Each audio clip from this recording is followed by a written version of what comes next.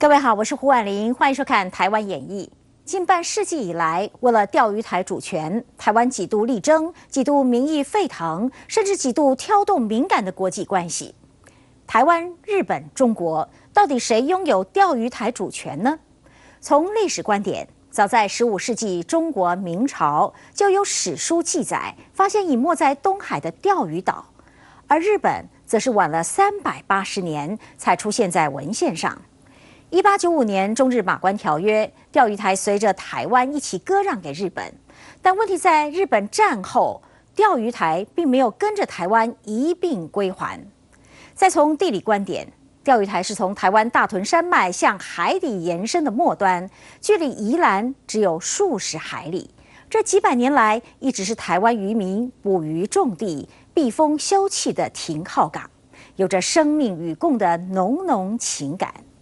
但是到了能源短缺的21世纪，因为发现蕴藏丰富的能源，又成为亚太邻近国家的必争之地。这集《台湾演艺钓鱼台风云》，让我们细说从前。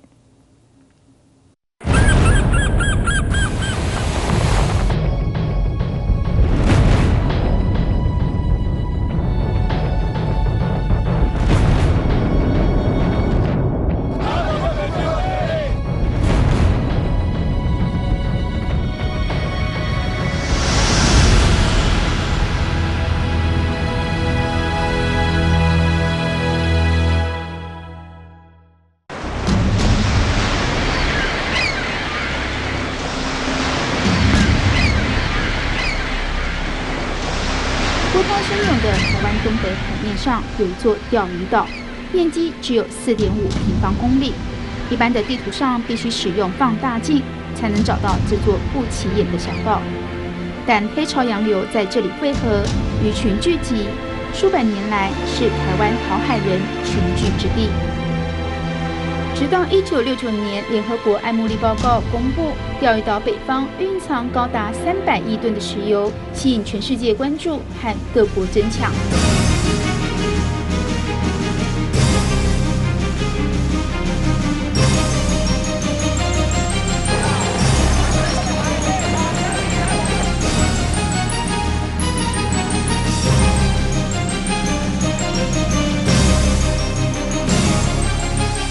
钓鱼台主岛位在台湾东北方90海里的东海上，距离日本的石垣岛同样约90海里。旁边罗列有北小岛、南小岛、黄尾屿、赤尾屿，一共8个岛形成钓鱼台列屿。大大小小的8个岛全部都是无人岛，其中只有钓鱼台上有淡水。但是因为海鸟数量太多，淡水容易被海鸟污染，不适合居住。强烈的海风吹袭，岛上的植物只有矮树丛和棕榈树，同时这里也盛产青鱼、龙虾以及珍贵的中药材海芙蓉。中国文献中最早出现钓鱼岛记录的是明朝永乐元年（西元1403年），《顺风相送》这本书里，作者详实记录了由福建往琉球的航线上一路经过的岛屿，其中就有钓鱼屿。事实上，从明朝开始，琉球国王向中国进贡的航海路线图，钓鱼台诸岛就是重要的标志。明嘉靖13年（西元1534年），陈侃奉命到琉球册封琉球国王，他写下了《使琉球录》，由福州前往琉球，沿途隐隐见一小山，乃小琉球也。过平家山，过钓鱼屿，过黄毛屿，过赤屿，目不暇接。日本最早的记录晚了中国380年。1785年，德川时代的地理学家林子平以颜色区分国家领土。他所绘制的《三国通览图说》里，钓鱼跟福建、浙江同属一个颜色，都是中国的领土。西元1884年，日本人古贺成四郎带领家族住在岛上，他们甚至申请在岛上建碑。不过，当时的外务卿井上新警告，这个岛已经被中文命名。日本担心清廷抗议，迟迟不敢批准建碑申请。日本政府呢是把钓鱼台租给古贺家族，租给一个古贺家族。那古贺家族呢，他们在钓鱼岛上其实有建了一个煎鱼工厂。古贺家族他一直跟日本政府承租的那个钓鱼岛建了那个煎鱼加工厂，所以其实它并不是无人岛，它那个时候是有人。然后一直到1945年日本战败了之后，古贺家族才离开了钓鱼岛。民间要去说拿这个鸟的羽毛啦，还有这个物产啦，日本政府在这个之前都不敢批准嘛。那到以后他才批准这个事情。那么现在他们在讲的话，就是说一直强调甲午战争是前租业的关系这样。可是如果是这样的话，为什么日本政府当时不敢批准呢？关键时刻出现在1895年，中日两国处于甲午战争，大清帝国节节败退。日本主张1月14日内阁会议中已将钓鱼纳入冲绳县。之后并改名为间隔列岛，只是内阁会议具不具国际效力，始终是个疑问。日本是主张，就说在1895年的1月14号，通过他们的内阁决议，把钓鱼台列屿纳入日本的版图。那么它的一个依据是认为说，它经过10年的调查就说发现没有任何国家，但主要是指清朝没有统治过钓鱼台列屿这样一个痕迹所以他把它纳入自己的版图。换句话说，他认为当时是无主岛。3个月后，4月17日，中日签署马关条约，台湾澎湖割让给日本。这时的钓鱼台是否以台湾附属岛屿的身份一起由日本统辖，埋下日后的争议。这一本呢，日本国事调查是日本从大正7年、民国7年开始做，经过了3年以后，在大正10年所出版的一本日本国事调查里面，它的所有的领土，包括从北方的库页岛，一直到朝鲜、中国的关东州，一直来到台湾、澎湖、群岛里面，这个里面很清楚的记载日本的方位在什么地方，几度几分，非常的详细的岛屿，却没有看到间隔列岛。1941年日治时期，台北州和琉球郡打官司争夺钓鱼台的归属权，结果东京法院判决钓鱼台是台北州的一部分，印证了钓鱼台在日治时期被日本当局划归为台湾所有。以前在日本占领台湾那个殖民台湾的时候，曾经发生过在钓鱼台附近有一些移民的纠纷的事情。那纠纷的事情，日本政府也是裁定说这个应该属于台湾的法院来审判，因为钓鱼台属于台湾的，所以当然属于台湾来审判。日本自己本身本来都认定钓鱼台属于台湾的。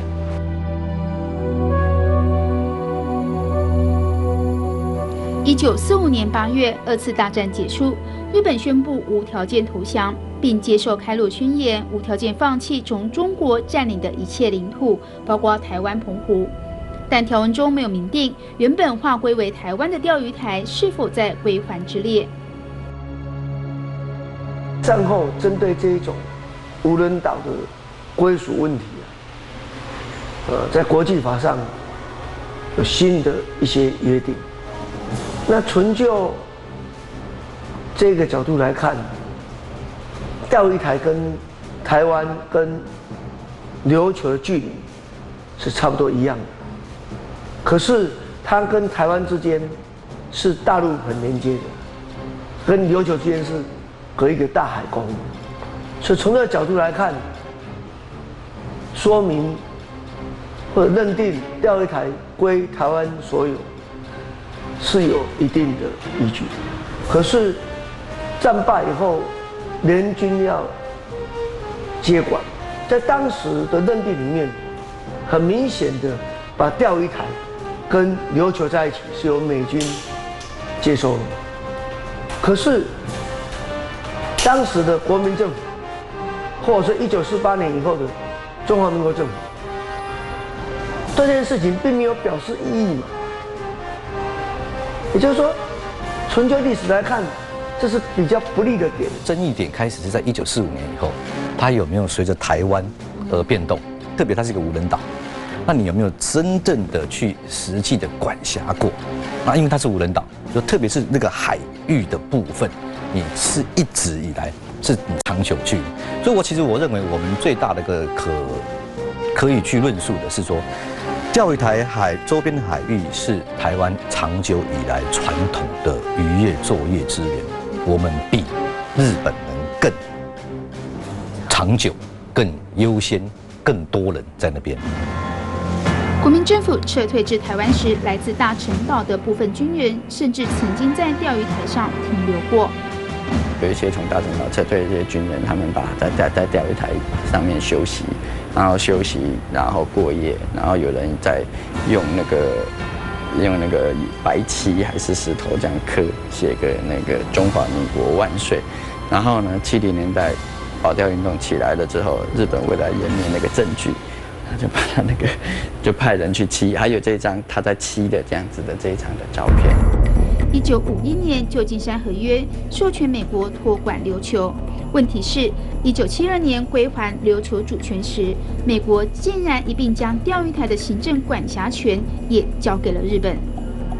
从整个局势来看，日本在战后领土未解决的问题里面，包括接近朝鲜的主导问题，包括接近所谓的苏联的爱文条约所割让的所谓的北方四岛的问题，以及靠近台湾的琉球群岛里面的尖阁列岛、我们的钓鱼群岛的问题，这一些都是2次大战在美国作用之下未能解决的问题。美军归还琉球的时候，为什么会把钓鱼台一起归还给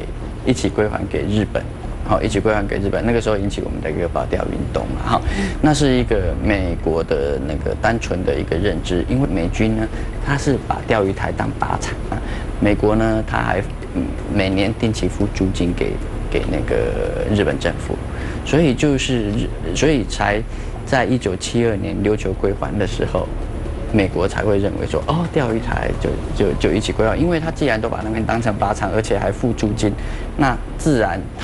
美国的一个认知就会认为就是钓鱼台是，所以他才连钓鱼台一起归还。问题的引爆在归还琉球的前3年，也就是1969年。联合国的艾默利报告公布，钓鱼岛北方的东海海底下蕴藏着取之不尽、用之不竭的黑色黄金，包括石油、天然气和稀有金属矿藏，认为总量不输伊拉克，堪称为第2个波斯湾。70年代，不管是蒋介石的国民党政府，还是日本政府，尽管都想拥有钓鱼台主权，但都不敢明目张胆强取钓鱼台。蒋介石担心日本在联合国不支持国父，而日本则担心与中国建交的计划生变。但是随着时间的推移，日本政府毕竟经不起黑色黄金的诱惑，动作越来越积极。钓鱼台附近是东海的大陆礁层，或者说东海的那个大陆架。那么那时候大陆礁层的下面，在全世界很多地方有大陆礁层的地方，都发现石油很丰富的石油的蕴藏。除非日本在这个大陆礁层上拥有一个岛屿，在这个大陆礁层上，它有一个岛屿是拥有它就是可以声称这个岛屿附近的海域多少海里之内，这就是它的啦，你知道吧？这就是日本要占领钓鱼台最重要的原因。 1970年，美国国务院禁止发表声明，琉球行政权可望于1972年归还日本。日本外相更片面宣称，钓鱼台领土属于琉球，也就是属于日本的。同年9月1日，台湾4位报社记者李月莹、姚卓琪、刘佑宁、蔡笃胜乘船登上钓鱼台，插上中华民国国旗。 9月2号的天亮以前就到了钓鱼台海，我们在东北边啊，刚好那个地方有一个缺口，可以用小艇进去，我们就把船上的那个救生小艇放下去，然后就乘着小艇上了登岛了。我们一路上也没看到军舰啊，什么也没有了。就是如入无人之境啊，根本没有人管理这个钓鱼台，上去插了这个，插了旗杆，然后升了旗，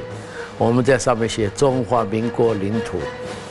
下面是江总统万岁。4位记者很顺利地登钓鱼台，没看到人，也没遇上巡逻的日军，但他们后来的报道却引起日本人的紧张。台北的报纸一登出来以后，那当然那时候日本人有大使馆在此，对吧？日本大使馆就把这个东西马上就反映了到，好像反映到东京啊，告他们政府，台湾已经有记者上了那个钓鱼台了，在上面挂了国旗了。结果后来晓得是在15号，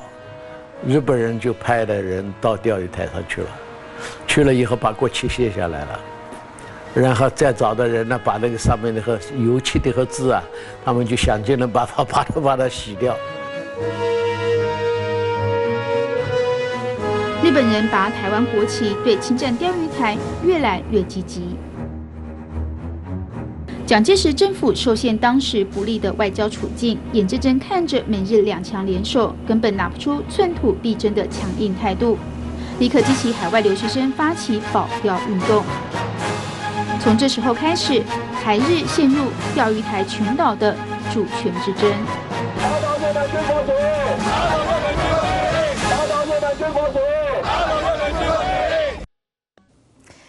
钓鱼台发生主权争议，消息传出，海外留学生自主性的发起保钓运动。1971年，4、5千名海外留学生在美国华盛顿举行大规模的游行抗议。而消息传回台湾，也引起了台大学生带动一连串的大学校园民主活动。但是也有史学家指出，部分海外的保钓成员受到中共宣传的影响，思想逐渐靠向中国大陆，造成后来的保钓运动不只是单纯的爱国运动，这其中还掺杂了大中国思想的民族主义运动。继续这个单元来看台湾为保钓奋斗的年代。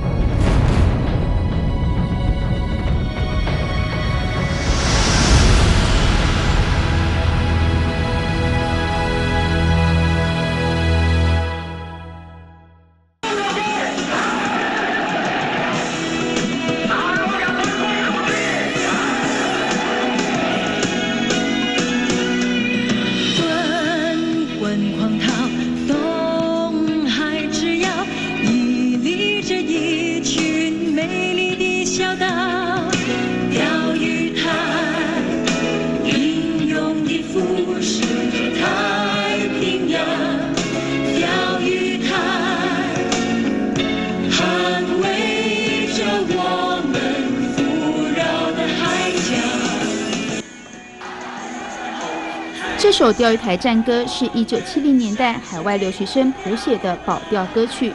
因为当时美国国务院发表声明，将琉球群岛连同钓鱼台移交给日本，引发台湾群情激愤。1971年4月10日，美国6大城市留学生群聚华盛顿特区，举行大规模的示威抗议，揭开保钓运动史的第一页，410保钓运动。来自大陆的一群可能有4、5千个人参加，在当时的话是一个非常大的比例，因为留学生的数目还没有那么多，有那么高的人去在，但是在华盛顿地区就有4000个人以上参加，那个是一个算是非常高的比例。我们很气啊，我们觉得说，第一个我们很气说移民被欺负，我们自己的移民被欺负，对吧？我们当然想觉得说这个总是我们自己的同胞啦。第二个我们觉得说很气日本因为日本以前从早我们那时候认为说日本以前是欺负中国、欺负台湾把台湾当殖民地，那总算是到了第2次世界大战，好像日本被打败了，所以日本就说放弃了这些东西。当然我们以为说，因为以前我们所受的教育说日本那一次战争以后，一位先总统蒋公，那时候我们这样说了那时候还没有先总统，因为那时候还在当总统了好像就说经过总统的什么以德报怨，所以日本从此就不会再欺负我们了。那我们被这样的教育了嘛，结果现在发现他又要来欺负我们了，所以我们当然都很生气了。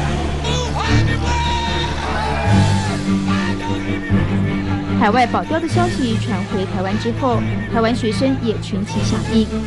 50年代白色恐怖以来，台大校园不曾举行过示威活动。为了保卫钓鱼台，台大学生率先起来响应，发起示威游行。在这个6月17号要出发前夕，这个还在这个行政大楼的校长室旁边的会议室，代表们开会。在开会的时候呢，这个有教官在外面传达消息来，说是上面讲，谁主张游行，逮捕谁。全场气氛怎么讲？好像动起来一样。这怎么办呢？最后是联系到蒋经国同意，那么第2天我们才队伍拉出去游行。结果后来我们是学校包了新兴客运的车子，然后把学生载到这个美国大使馆去抗议。再说是要游行，都坐巴士，这个算什么游行啊？所以我们坚决主张，至少从美国大使馆到日本大使馆要游行，就是游了那么一段。在教官监视下，台大学生举行了国民党撤台以来第1场校园游行。消息传开，台北的政大、台南的成大以及其他大学群起效应，纷纷发起校园爱国运动。但在海外的保钓运动却不像台湾那么单纯。国民党政府担心留学生被中共左右，不是施压要求取消活动，就是将他们列入黑名单。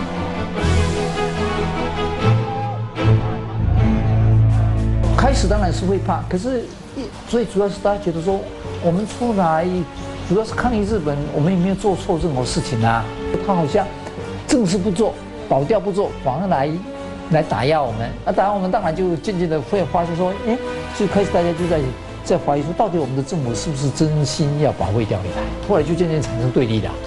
对立后来越来越严重，严重到很大程度，到后来台湾的政府就对很多参加保钓鱼台就把它，比如说某种程度所谓列入黑名单。以我们初步的估计，当然这个黑名单有多少我们也不知道，但初步估计至少有700-800个人以上是列入黑名单，非常多。我相信在海外一次短期内那个出现的列入黑名单最多大概是那一次。包括李远哲当时也参加保卫钓鱼台啊，所以李远哲开始有一段时间他也不能回台湾的，他也是列入黑名单啊。学生的慷慨激昂，相较于政府的不表态，让海外留学生对政府更加失望。那个时候的一个背景就是说自民党是执政党，佐藤荣作是当总理，就是首相哦。那除了自民党是认为是日本的之外，共产党、社会党、公民党都认为是台湾的附属岛屿，而是中国的。我们当时没有积极抗议，有一个问题，1971年的，因为1971年的背景也很坏，这个是被中华民国退出联合国嘛。那其实2758决议文，这个联合国的决议文是写立即驱除蒋介石政权这样想。72年日本又和中华民国断交嘛，他的理由是根据联合国主义、联合国的决定来承认谁是中国的代表这样，所以外交上是有很仰赖这个外国的资源，那么希望日本也支援。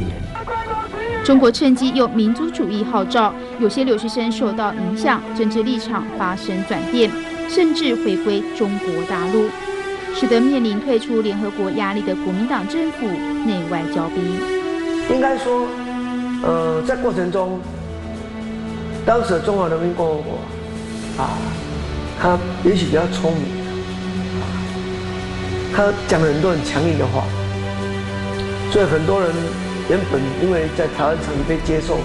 所谓大中国民族主义洗礼的人有一些转向。可是问题是，你都仔细看，从1997年到2008年为止，中华人民共和国说口头上表示啊，这个钓鱼台是什么中国领土之外，他做了什么？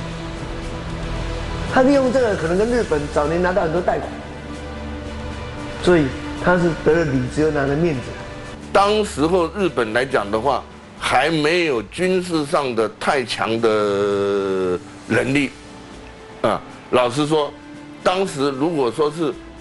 我们进行军事占领，那日本一点办法都没有，跟今天完全不一样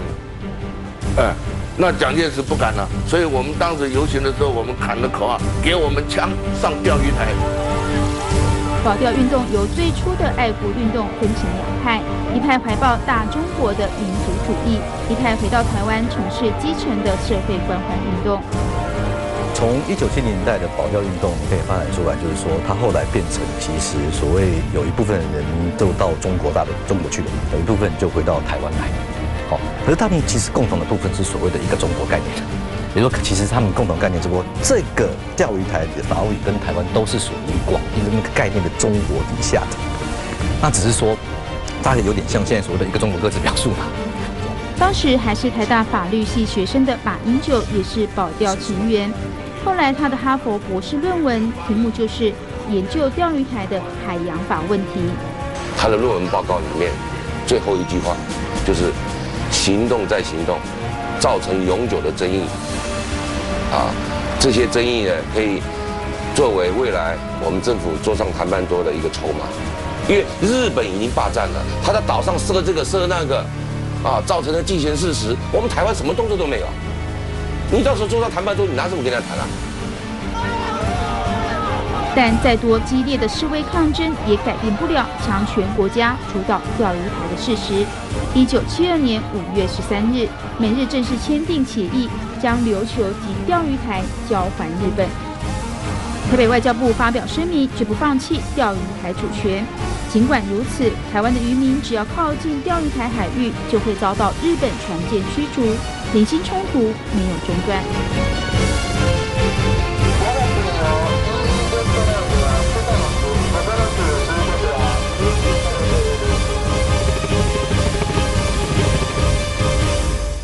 日本政府呢，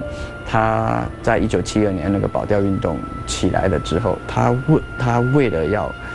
了要强调他对钓鱼岛的一个所有权他为了强调他对钓鱼岛的所有权，他既然还每年在中央政府拨预算付租金给丽园家族，每年都付租金给丽园家族，因为1972年之后不是那个就是保钓事件发生嘛，然后日本把钓鱼岛变成一个政府的一个管辖地，然后大家都不能去，然后变成政府去，等于是说日本政府把钓鱼岛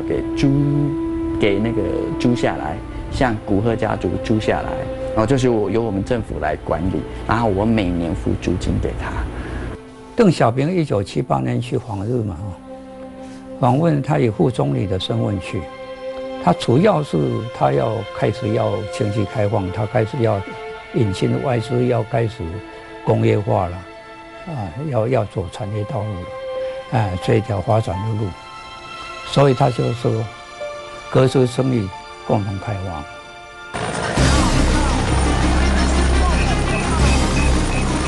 1996年，台湾华阳1号渔轮靠近钓鱼台，遭到日本扣押。台港两地的保钓运动再度前仆后继。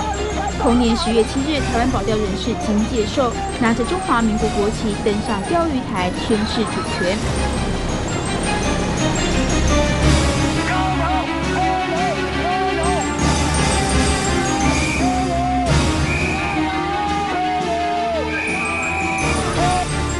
2005年6月，立法院长王金平率领国民党及亲民党立委搭着军舰，表达护渔决心。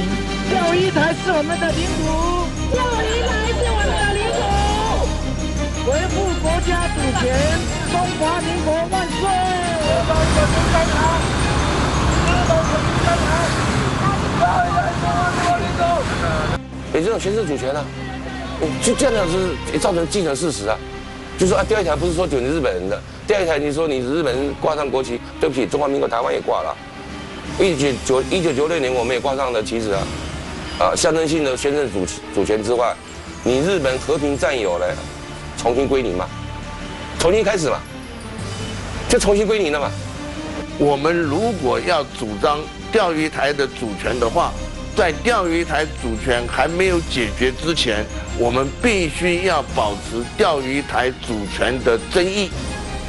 至少不能超过这个国际法所规定的年限，否则的话，过了这个年限，这个主权就当然变成日本所有。保钓人士认为，不断的制造争议，钓鱼台主权才不会落入日本手里。但每次的保钓行动都是和中国、香港一起共同行动的结果，陷入更复杂的国家认同问题。钓鱼台的归属问题，本质上是台湾跟日本的问题。但是中国，它因为认定台湾是它的一部分，而卷入这一个纠葛。所以站在台湾的立场，我们应该跟日本来抗议，或者是从国际法方式来讨论钓鱼台主权归属的这个国际法的争议。但这个事情绝对不可以跟什么香港啊，跟什么中国扯上关系。那这前提是台湾是中国的一部分，这件事情请特别小心。事实上，因用迄个力量控制掉的，所以咱若去，就渔民都逐摆拢会无安定的渔民，渔民佫想讲，阮以前阮老爸、阮阿公嘛去，袂使讲干那新的法律一直国际法一直发展，这旧的权利就转到咱遐家去，所以咱连军机这物件来过来甲伊做交涉，就主权另外主权，咱话主张。伊主张，伊就哪像讲迄个有在讲话，与中国表同款啊！你做你讲，我做我讲嘛，我嘛无放弃啊！所以咱对迄个钓鱼台是应该。滚滚狂涛，东海之遥，屹立着一群美丽的小岛，钓鱼台。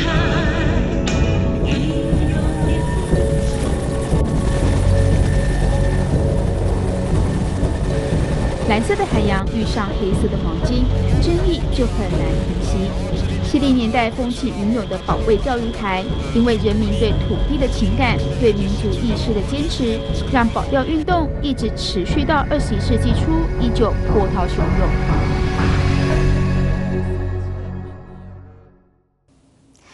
钓鱼台问题总是牵动着台日中的民族意识，每隔一段时间，强行登岛、挥舞国旗就会在钓鱼台上演。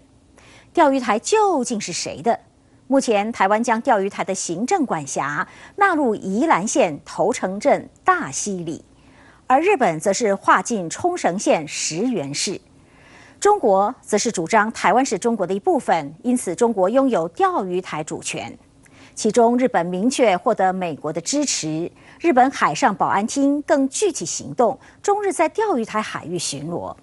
事实上，在各自民族情结的背后，有着更大的经济诱因，那就是钓鱼台蕴藏着丰富的石油。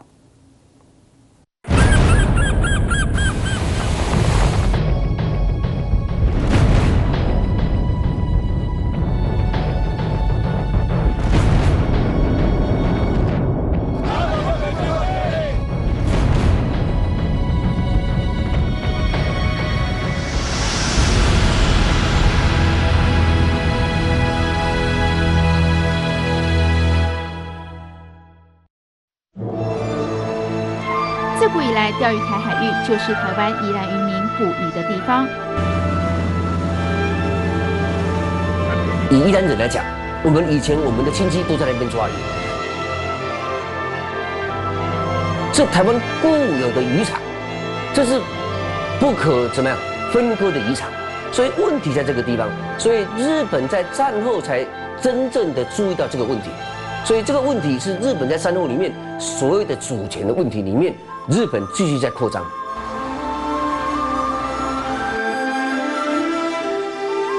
如果以地质环境来观察，钓鱼台是台湾中央山脉的延伸，和台湾同属一个大陆棚，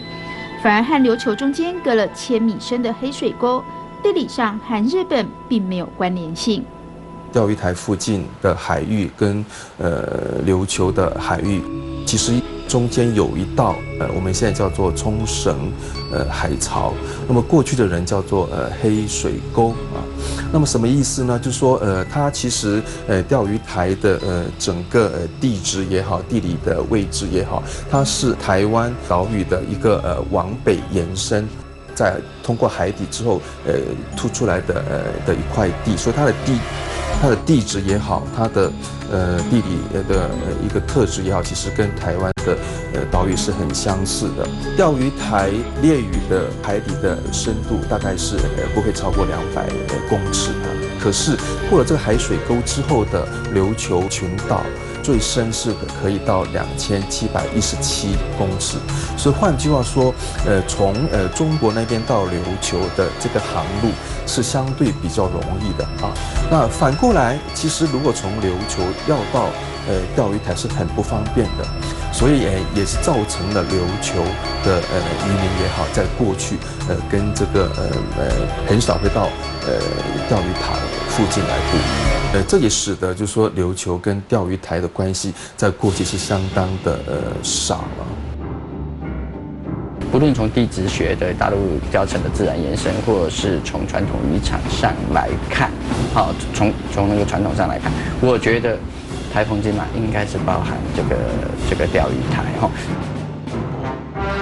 钓鱼台虽然是无人岛，却是价值连城的无人岛，各国都想纳为己有。日本在岛上建有灯塔，并且将领土划归为冲绳县的石垣市。台湾在2004年1月29日完成钓鱼台的土地登记，行政管辖隶属于宜兰县头城镇大溪里，邮地区号290。中国这是在2010年发生了日本巡逻船和中国渔船在钓鱼台海域相撞的事件之后，开始派遣中国渔政执法船在钓鱼台海域做常态性的巡航，以宣示主权。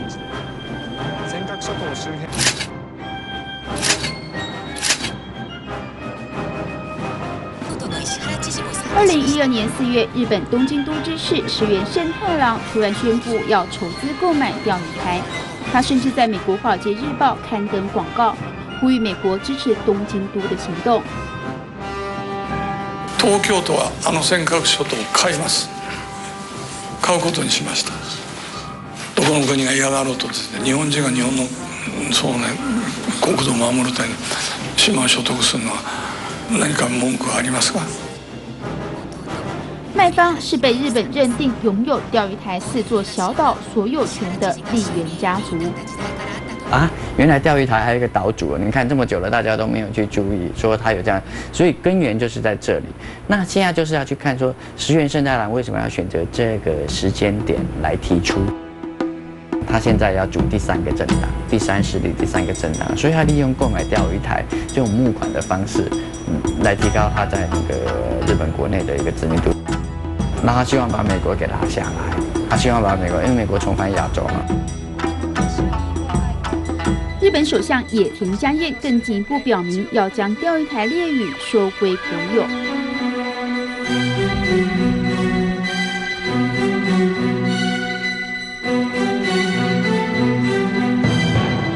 尖閣諸島を含め我が国の領土領海で周辺国による不法行為が発生した場合には必要に応じて自衛隊を用いることも含め政府全体で毅然として対応することになります。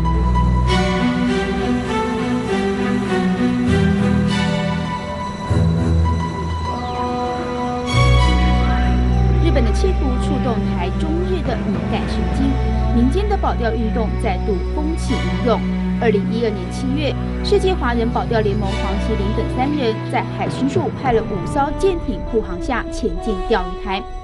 不过却发生只带5星旗忘了带中华民国国旗的尴尬事件。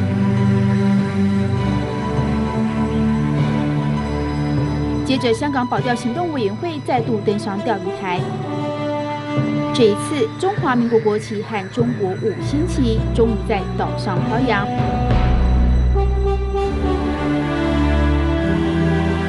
天后，日本又一分子也不甘示弱，21艘船浩浩荡荡在钓鱼台灯塔挂上太阳旗，宣示主权。警察や海上保安本部により。居中国各地被激怒的民众上街示威，民族运动再度被挑起。钓鱼岛是中国人民的。钓鱼台的这样子的一个问题啊，我觉得已经是在民族主义的一个氛围之下，然后变得就是说大家都是互不相让。那保钓过去民族主义起来的时候，大家都抢着登岛，对不对？香港的保钓登岛，接下来日本的又在登岛，所以我会觉得是说，整个一个钓鱼台的一个争议啊，我觉得如果加入了一个民族主义的一个氛围之后呢，我觉得整个事情就会变得非常非常复杂，大家没有办法很理性的来去看待那个钓鱼岛的这样子的钓鱼台的这样子的一个整个问题。加强动海防卫合作。但这时，对东亚区域具有关键角色的美国与日本进行为期37天的夺岛军事演习，国务院发言人还以日本所使用的间隔诸岛来称呼钓鱼台。We call them the Senkakus, so if that's the question that you're asking, we don't take a position on them, though, as I've said all the way through. So you don't take a position on them, but on the other hand, you think the islands is covered by the defense treaty between Japan and the United States, right? Is that yes, correct? We've consistently said that we see them falling under the scope of Article 5 of the 1960 U.S.-Japan Treaty. Do you regard the islands as Japanese territory? Again, we don't take a position on the islands, but we do assert that they are covered under the treaty. 这时，台中港民众的不满沸腾，已迫使政府层级不得不严正表态，明确行动。宣示台湾，马英九总统抛出东海和平倡议的说法。9月7号，并率领官员、立委和媒体搭乘空军直升机，登上距离钓鱼台140公里，但户籍属于基隆的彭佳屿，象征性宣示主权。无论是从历史、地理、地质、使用或者国际法，钓鱼台列屿呢，都是台湾的属岛，中华民国固有的领土。这一点呢是无可置疑，要提出一个东海和平的倡议，以和平方式处理争端，相关各方应寻求共识，研定东海行为准则。中国方面9月10号宣布钓鱼台群岛的领海极限，展现中国拥有绝对主权。外交部发言人也几度措辞强硬，表达抗议。我们正在密切关注事态的发展，将采取必要的措施，维护国家的领土主权。但日本东京都石原慎太郎还是派出不动产鉴定员、海洋专家组成25人调查团，到钓鱼台海域勘察地形和平地面积，估算钓鱼台的资产价值，作为买卖依据。それなりの調査ができたのかなというふうに思ってます。知事からは船だまりみたいなものをきちんと調査してこいというふうに言われておりますので、分析した上でご報告という形になろうかなというふうに思います。石原慎太郎的行动迫使日本中央政府抢先在2012年9月11日，以20亿5千万日元（相当于新台币7亿8千万）和丽园家族签约，买下包括钓鱼台、北小岛和南小岛等3座島嶼，正式将钓鱼台列屿国有化。我が国領土の一部の土地の所有権を以前の所有者から国に移転するということでありますので、他の国や地域と何かその間で何ら問題を弱気すべきものではないと考えます。日本政府将钓鱼台收归国有，立刻激化台湾和中国的态度，东亚局势剑拔弩张，一触即发。对日本严重侵害我国领土主权的这种举措，本人特别代表中华民国政府的人民表达强烈的抗议。对日本此一做法，绝对无法接受，绝对不予承认。本人特别强烈要求日本政府应即刻撤回此一决定。日本方面所谓的购岛行动，完全是非法和无效。中华民族任人欺凌的历史已经一去不复返了。中国政府不会做事，国家的领土主权受到侵害。中国政府和军队维护国家主权和领土完整的决心和意志是坚定不移的，我们也有信心和能力履行这一使命。中国急速将军舰开进钓鱼台海域，就连内陆也开始进行野舰实弹演习。台湾方面更紧急召回各界代表，台日关系急速冰冻。Obviously, we do not take a position on any of the territorial claims. We think in the current environment, we want cooler heads to prevail, frankly, that we have enormous stakes in the maintenance of peace and stability. 这一波钓鱼台主权争议的白热化，已迫使各国政府正视延宕数十年的问题，并采取具体行动，是危机也是转机。但无论如何，钓鱼台已俨然成为最敏感、最紧张的东亚火药库。